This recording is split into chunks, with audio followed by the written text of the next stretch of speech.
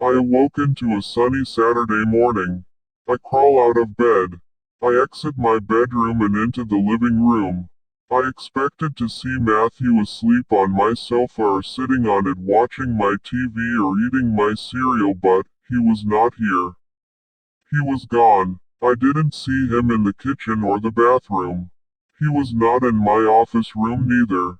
I go to my closet and search for fresh clothes for after my shower. I noticed the clothes I had gathered Matthew to wear last night were in my closet.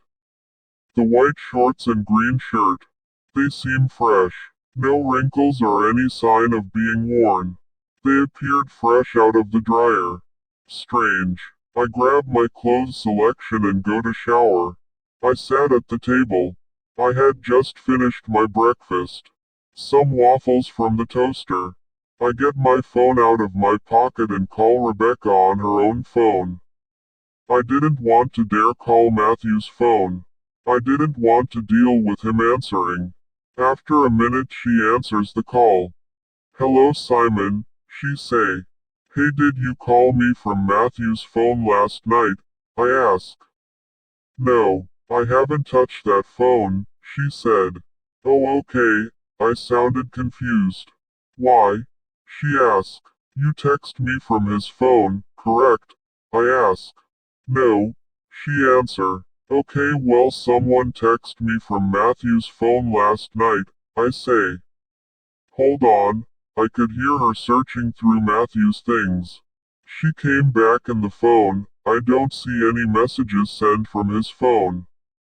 "Are you sure?" I say.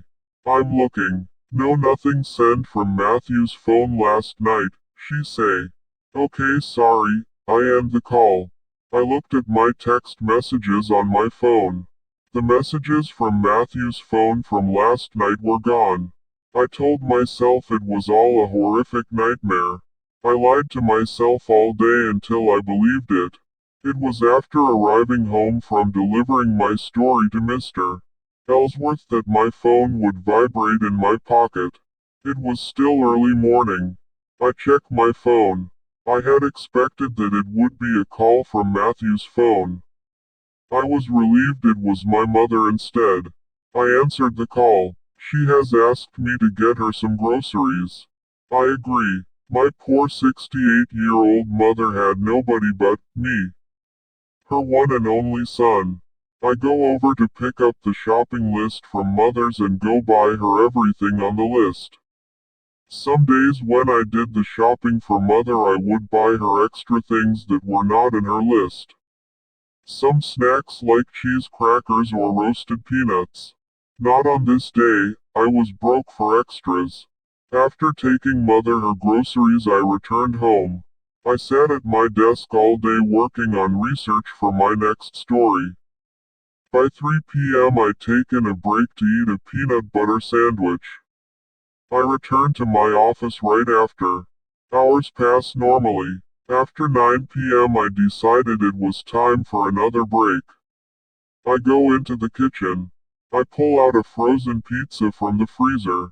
As I prepared the oven for the pizza I heard my phone vibrate on the surface of the desk. I stuff the pizza in the oven and go grab my phone from the desk. I was surprised to see I had a missed call from Matthew's phone. I ignore it. I leave the phone on the desk. I close the door and return to the kitchen. An hour had passed and I had just finished eating the pizza. I was still at the table with the plate of crumbs in front of me. Suddenly banging on the front door.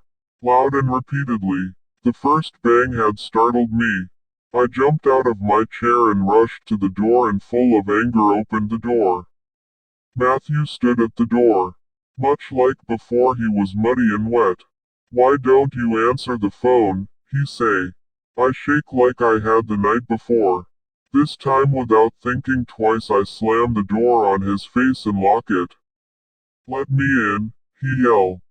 I stood in front of the door listening and waiting to see something paranormal happen. I expect him to fade in through the door like a ghost, but he just banged on the door repeatedly and yelled to let him in. Eventually it stopped after about 15 minutes. I looked through the door's peephole. I didn't see him. Again the light outside flicked until it went dead. I go to my bedroom and open the blinds and look through the window. He didn't appear to be there. A flash of lightning allowed me to see him walking crossing the stress. He was leaving, I assumed. I returned to my office room and sat at my desk. I grab my phone and see a message from Matthew's phone. You will pay for this, bro. I couldn't focus on my story for the next few hours. Eventually I quit and went to my bedroom and slept. The next morning I checked my phone and any messages from Matthew's phone were gone. I was eating breakfast that morning when my phone vibrated on my pocket. Please don't be Matthew's phone, I said to myself. I got my phone and I was surprised to see it was Paulina calling. Paulina was my ex-girlfriend and mother of my 9-year-old daughter, Serena. I need you to take care of Serena today. She never started a phone call with a hello or hi. Yes, okay, I was excited. Okay, come pick her up now, she say. She ended the call. I was excited she was giving me a chance to see my daughter today. She hadn't allowed me to see her in 2 weeks. I rushed to my car and go pick up Serena. At home we watched some funny videos online together while munching on chocolate chip cookies. Serena also showed me her math test. A plus. She was a very smart girl. I told her I was proud of her. She stayed in the living room watching some Disney cartoon about a hugging monster. I go into my office to finish off my story. An hour of working on the story, I noticed it was too quiet. I went into the living room and Serena was asleep on the sofa. I turned the TV off and returned to my office to continue the story. It was after 7 at night that Paulina came to pick up Serena. I hugged and kissed her goodbye. She got into the car and I returned inside. I locked the door. I get the phone from the kitchen table and I turn it off. I expect calls from Matthew's phone during the night that I didn't want to notice. I put the phone in the drawer in the kitchen and went into my bedroom. It was a quiet, normal night. So chapter 3 is coming soon. So meanwhile, look for more videos on the channel if you can. And just remind you to subscribe. And thank you for watching and listening. Have a good night, y'all.